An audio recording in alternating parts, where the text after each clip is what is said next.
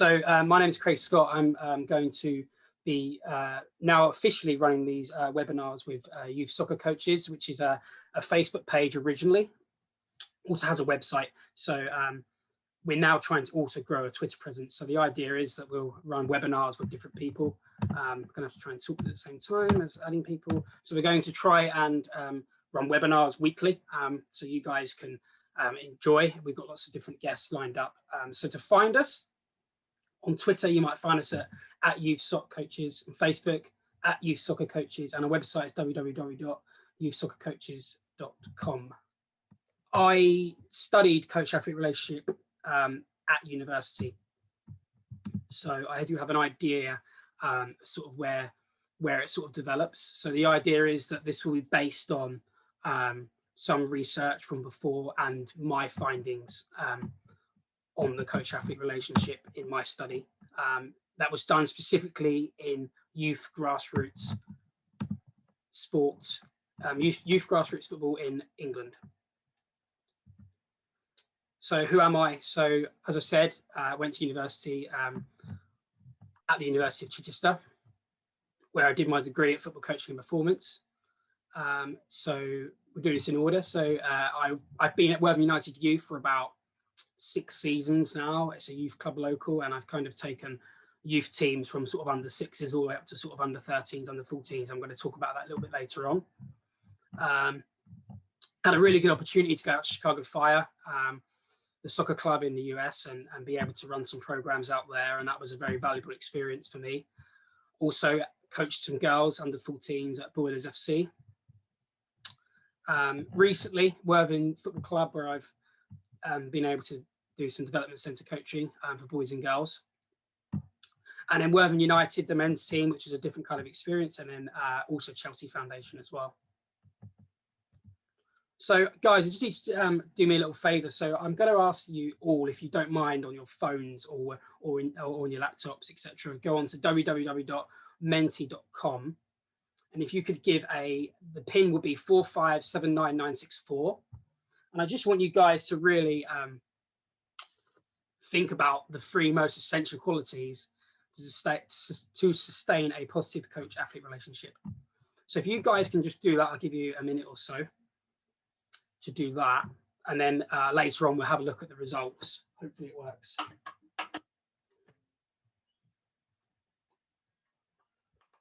So if you could go in the chat and just let me know when you're done, then I kind of had a feel of when people are have done that. That'd be really useful. So if you could just let me know in the chat.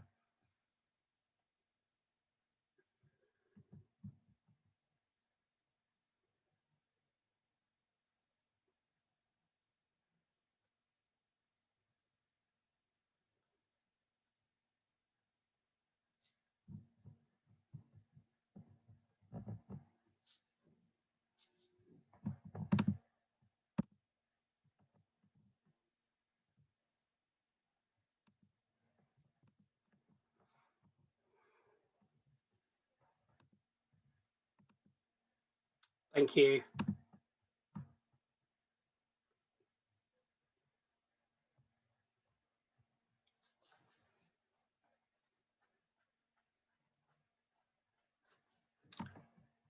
Okay. Yeah, it looks like people are getting there now. Really, really good. Thank you.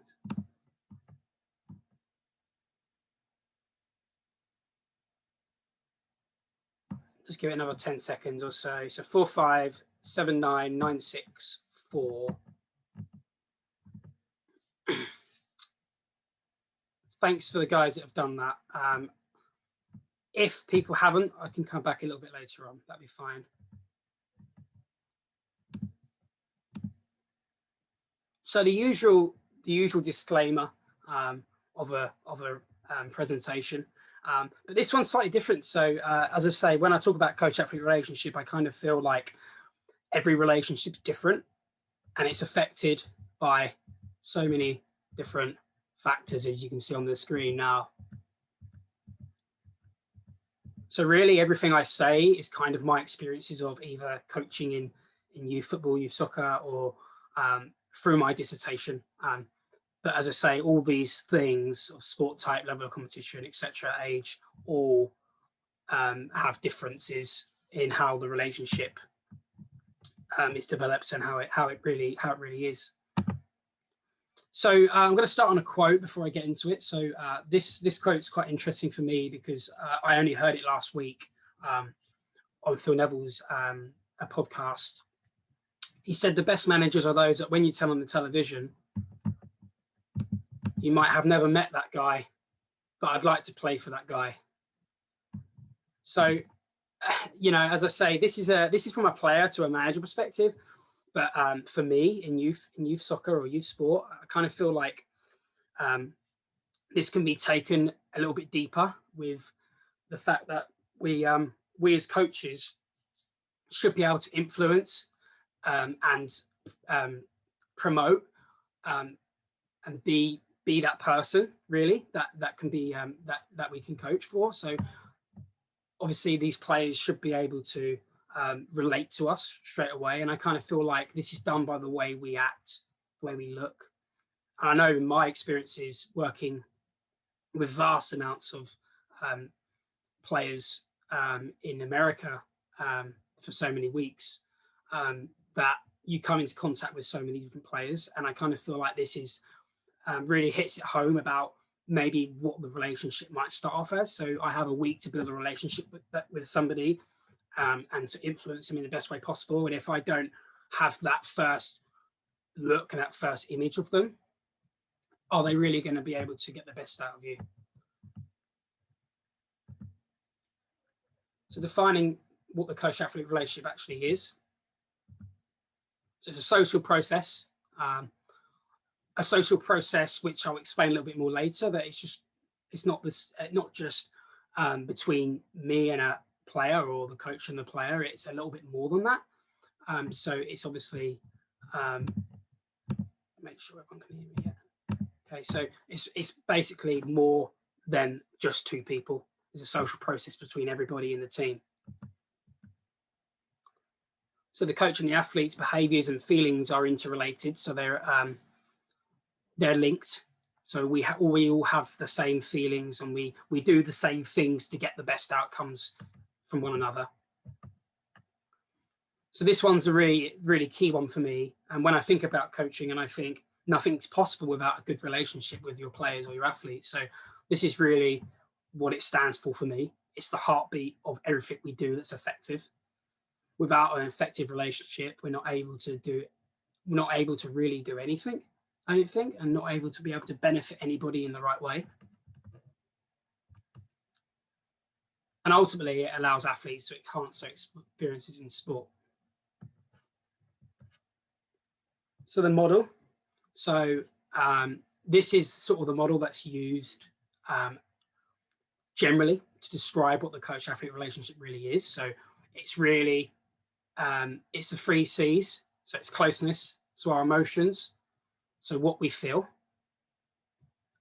It's thoughts, commitment, what we think, and behaviors, complementarity, what we do. They did add another C with co-orientation. It's basically meaning that everything is correlated, everything's connected together. So it connects everything together, really. So as I said, this model I adopted for my study with youth sport. So this sort of model as a whole is well researched, well progressed in the elite sport, but it's interesting to see the results for the youth. So the first thing I want to talk about is closeness. So I chose this picture for a number of reasons. One, this is a group of players that had been together, except one or two, for about 6 years. And I was very lucky to have these group of players for a couple of months. For me, it was almost like they had to let me in their environment. So it was quite important that I fitted in their environment. Something they already had, something really special that these girls had was a way of working with each other. And obviously for me coming in as a new person and the other two players, I had to fit in. But at the end, by the end of this project, I was so fortunate to have built up these extremely amazing relationships with all these players, and I did fit in very well. So I think the power of the relationship can sometimes be with the players, and in this case, it really was. If it lets me move on. Okay. So closeness reflects the emotional tone and that coaches and athletes experience and express within the relationship. So what this might look like is really the connection between the coach and the athlete. So as I said, these girls really had a strong bond, strong connection with one another. And it was about me being able to share and have that bond with them as well. So that was really essential for me. So we're just going to go through a couple of strategies, if you like. So one, closest is really being reliable, consistent and predictable. And when I think about these three things, I almost feel like this is something that every child needs to generally needs it. So are we reliable? Are we always on time? Are we always there for the players when they need us? Are we consistent? Do we have the same consistent messages being brought out over and over again? And can we be predictable as well? Honesty. So that's obviously a very self-explanatory strategy. Being specific when giving feedback and appreciation. So this one makes me really think about the way that we communicate with players. So are we able to give these messages that are we able to give these feedback messages that are relatable with players? So our players are able to relate to what we're saying. Often, and I'll just go into a bit more detail in a second, we might say something that we understand. Do the players necessarily understand what we mean? Maybe not. So I guess it's having that connection and that choice of vocabulary and choice of the way we communicate. And it comes back to being consistent and predictable, to be honest.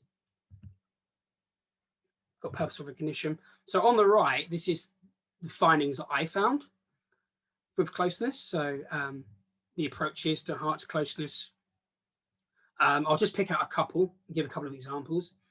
So in the approaches to enhance closeness, I've got demonstrate athlete strengths to the group. So I always feel like if the players know that you know what their strengths are and you're able to showcase it to the rest of the group, this is very, very, very, very, very effective. Absolutely effective. So I know that sometimes, and I'm probably one of them, the coaches that get quite bogged down on what they need to add to their game rather than what they're good at. So just remember that to be close to them is that they know that you know what their strengths are, and that's quite important. And the bottom one, I'll pick one from the bottom, is developing trust through the team. So as I said before, the relationship is a little bit deeper than me and one player. It's everybody. If you can develop a trust through the team and with yourself included, this comes back to a really close relationship and a close group of players. So as I said, I was fortunate to have these players, and they were they trusted each other. There was a couple of players that were new, as I said. So, for example, small group discussions here, I might rigorously plan this to make sure that the players that were new weren't on their own, and that they were actually given to players that I trusted. So I trusted a certain group of players to be able to embed these players into their environment, because it really was their environment for me. It wasn't something that I did. It was something that was already established, but it was something that I had to quickly move into. So this is something that I believe closeness really comes down to. This is sort of the foundations of closeness. So as I said before, communication is so essential. So I'll just go through the planning and session delivery and reflection so you can read what's going on here. So as coaches, we always include communication in our session plans, specifically linking it to the social corner of our four corner models. However, I wonder how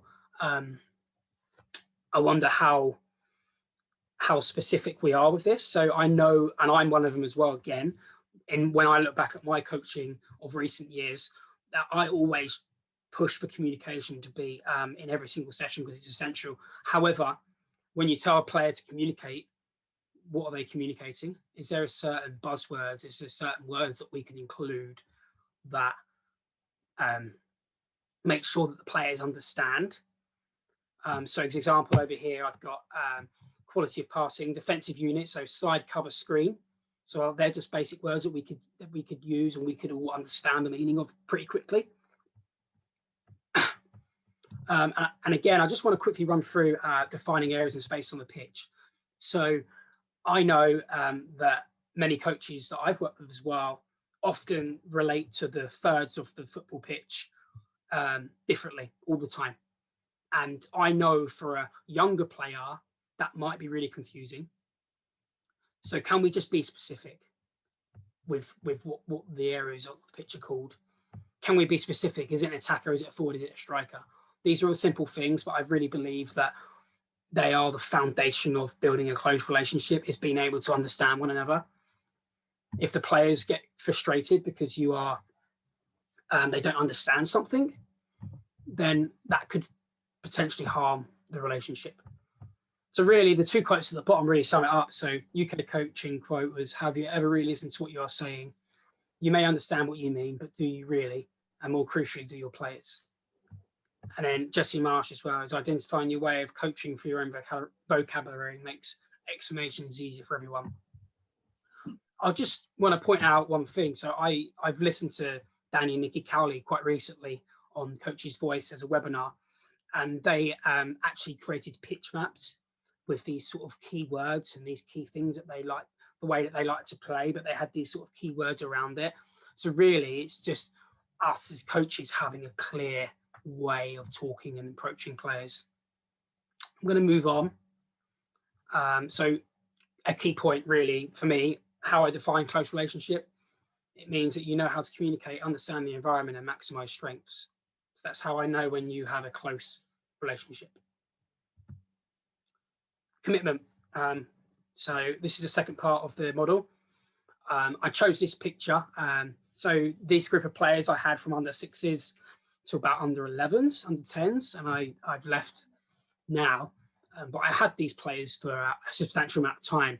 And I chose this picture because commitment is typically defined as the intent to maintain the relationship, which it is. However, there's a deeper meaning to it, I believe. I believe that commitment is a little bit more it's a little bit more extensive than just the amount of time we spend with somebody, for sure. So I see commitment through willingness, passion, and investment. So I'll just talk through it a little bit more. So effort to exchange information. Willingness to listen and learn from athletes. So this is a huge one for me, absolutely huge. So I believe kids, players and athletes at all ages really do need this way of being able to give their perspective and give their opinion. And it might just be as simple as us as coaches asking the players or giving them a choice of, do you want to do this or this? Do we ever give them a choice? Do we ever learn? So do we ever listen to what our players want? And to build on it, learning as well. So I know from my experiences with this team, I had one player in this team specifically. He was very good on the ball, and he could see passes that sometimes I could even see from the sideline. So I do believe that if you show a commitment to a player and give them that ownership, they'll definitely show that commitment back to you 100%. So I think it's having that trust with the players and being able to let them have that opportunity to give their perspective on something. And it ties in with all athletes have I understood. So I think many coaches as well might understand their players really well, but I only believe we've achieved this criteria when we actually act on it. So are we actually acting on our players being valued and understood? What actions are we taking to make sure that we tick this box with our players. Another big one, responsibility is both coaches and athletes to resolve issues. So in the past, I've had this come up a few times in discussions as well with other coaches. And is it the coach's responsibility to make a player better through their sessions? Is it the athlete's responsibility to engage with your sessions, or is it both? And I think if you'd asked me 2 years ago, I would have said the coach takes all responsibility here. But I don't necessarily believe that this is true now. I believe that there is a way of the players being able to come together and resolve these issues as a group, as a pair, as a collective. And I believe that this is a powerful message that I've taken recently, that you could put on the best session, but if the players don't engage with it, then there isn't really going to be anywhere for an improvement. Equally, if you don't commit to what the players need, but the players try their best, there isn't really an exchange again. So again, it's just working as a group. Can we work as a group and put this together? Priorities and taking action to improve as well. So on the right, again, the results of commitment. So as I said before, it's a little bit more than just the time constraints. So for example, coach commitment within the coaching environment. So do we deliver structured training? Do we reaffirm learning? Consider what other athletes need away from time. So one big one in here is coaches meetings, discuss our responsibilities. I know what I've seen in youth football and youth soccer quite a lot is the 2 or 3 coaches have kind of been shouting at the sideline doing the same thing, whereas really if they had planned and made this a little bit more rigorous in terms of what they're doing and how they're impacting their players, then players will develop far superior. Absolutely. So that's a commitment for me, is you as a coaching team being able to do the best for your players. That's a massive commitment. And again, as I said earlier, it's really the athletes say as well again. So why can't your later, like 12, 13s, 14s, etc., can't they create a session plan or opinions in team talk? So I know some people use their substitutions and stuff for their feedback into halftime team talks. And with going back to the girls in the US, I'd always let the players have their say first because I thought this was important. So for me, this was important to make sure that the players had their say and they could say how they felt things were going, because ultimately they're on the pitch. But I think this is something really, really quite simple to put in place in your environment, but I think it's really effective. It's having players having their say. Another way of looking at it, so application commitment is a different way of looking at it. So as I said before, rigorous planning. So I've taken the bottom left box out, the obviously information, but can't you have a session plan where your players' targets are literally on that session plan, where with their name and their goal, their target, something they're looking to look towards. So when you're planning, you can really think about how can this player achieve or work towards this target.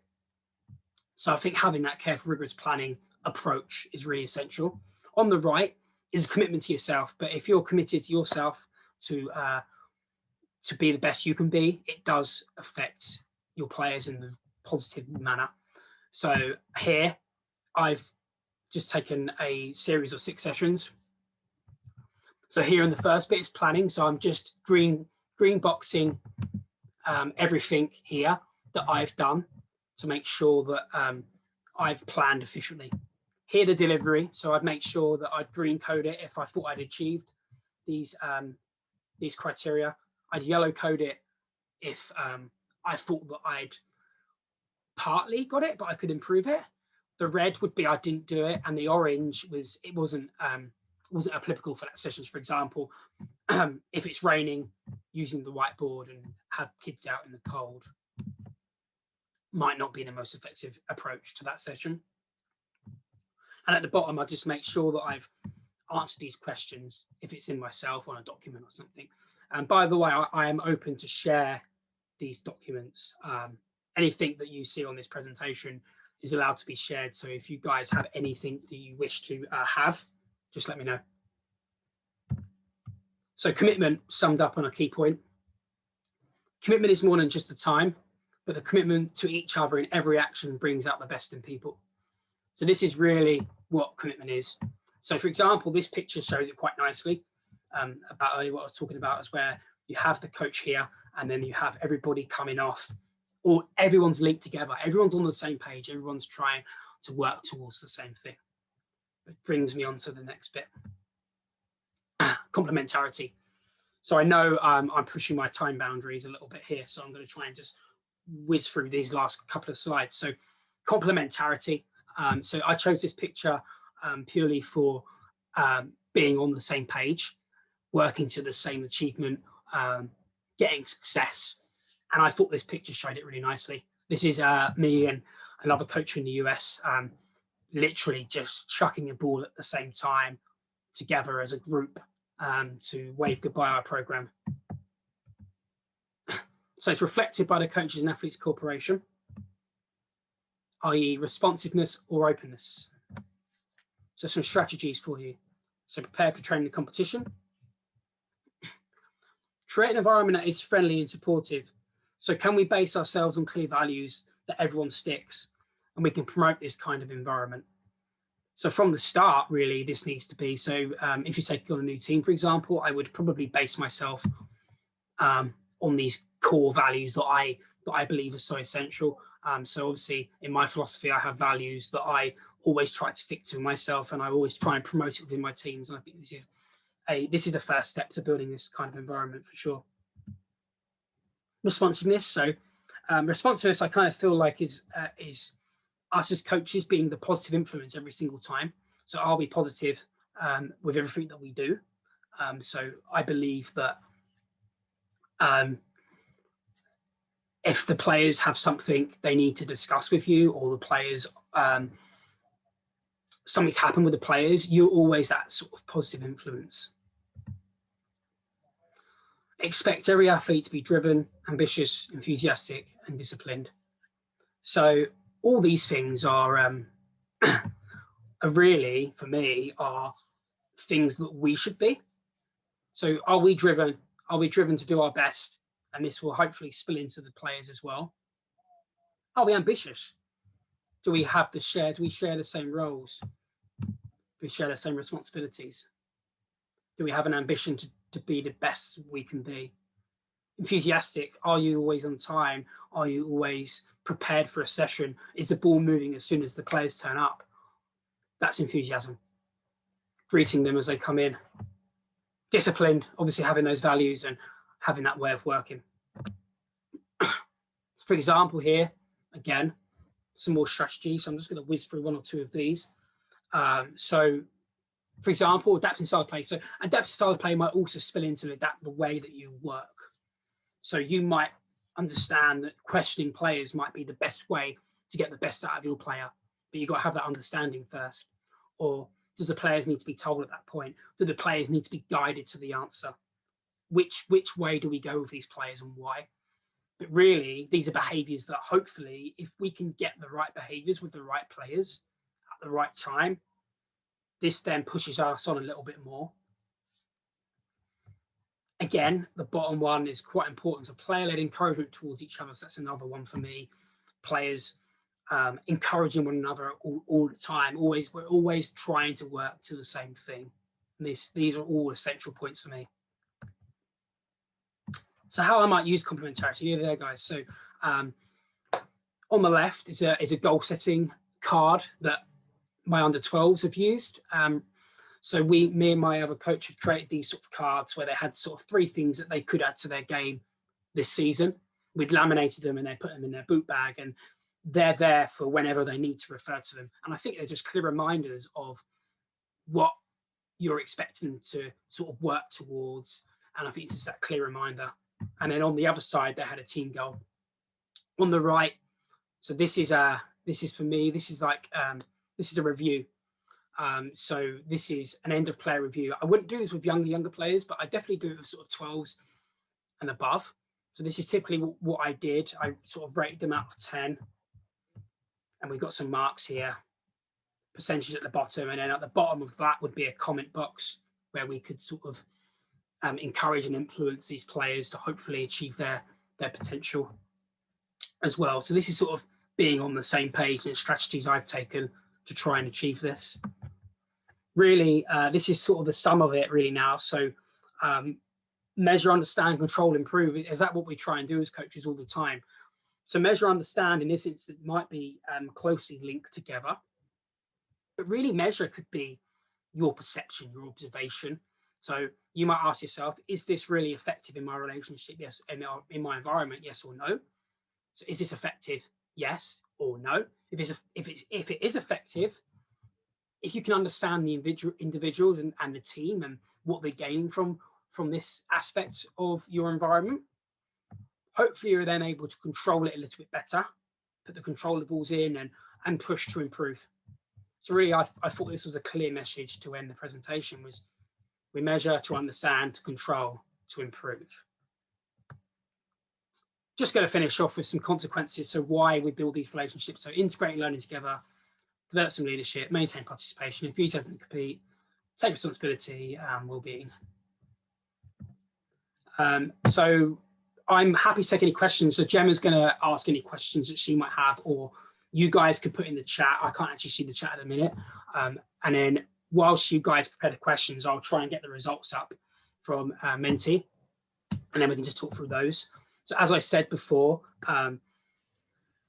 anything on this presentation is up for being sent out to. If you want to have a look at my session plan, if you want to have a look at the way I reflect or the way I review things, then please let me know. I'm on Twitter, as you can see on the top left-hand corner here. And yeah, and my dissertation is also, I'm happy for anyone to read that too. So Gemma, I'll just hand to you whilst I get these results up. Great, brilliant. Thank you for such a good presentation. I enjoyed it. I'm sure everybody else did. And I think it's an interesting area because certainly reflecting back, I'm thinking, there's certain areas that I could probably improve on. Certainly over this lockdown, I've not probably been as committed as I would normally. So we've got a question in the chat. So Gary's asked, in the showing commitment away from contact time, how careful do you have to be regarding being regarded negatively, for example, predatory? Yeah, absolutely. And I kind of knew that question was coming. Really, for me, so I guess this relates to what I've experienced as well, and hopefully what Richard will touch on a little bit later on is really it's that relationship with the parents.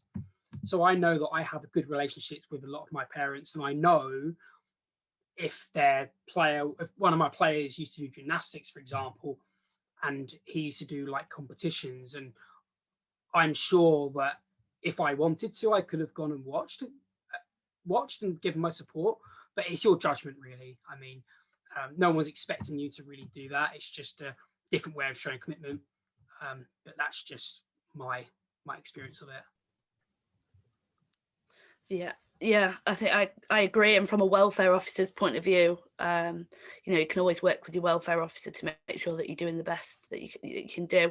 We've got another question from Aaron. He says, how important do you feel getting to know them as an individual, for example, their hobbies, school, favourite lesson is when creating a positive relationship? Paramount. I now see it even more clearly because I work in a high school at the moment. And I work with kids quite closely that struggle in school. So I know that one lad that I work with, he loves rugby. And I know that the best way to start a conversation is to just ask how the rugby went on the weekend. It's really easy to ask these questions and it's really effective. As players, I think they appreciate you wanting to know a little bit more. Sometimes they run up to you and go, oh, yeah, do you know what happened at the weekend? And this happened. But I always feel like if I can get in there and ask that question first, that's far more effective than just telling me. It's 100% just having that. I mean, with the under 12s, for example, when a lot of them turn up 5-10 minutes early, we literally just have a little bit of a conflab really for 5-10 minutes about anything away from football just to keep that relationship going. So yeah, the answer is absolutely 100%. So I'm just going to share my screen now, and I'm just going to show you guys what the results were, and then I'm going to hand over because I know I talk forever and ever and ever. Right, so as you can see, the big words are the ones that you guys said the most. So honesty, trust, respect, empathy.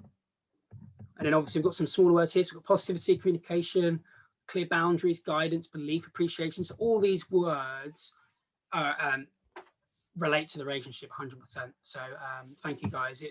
I'm glad that trust and respect are in the heart of it. So that's really pleasing to see. So thank you very much, guys. As I said, if you have any more questions or you need any resources, etc., please let me know.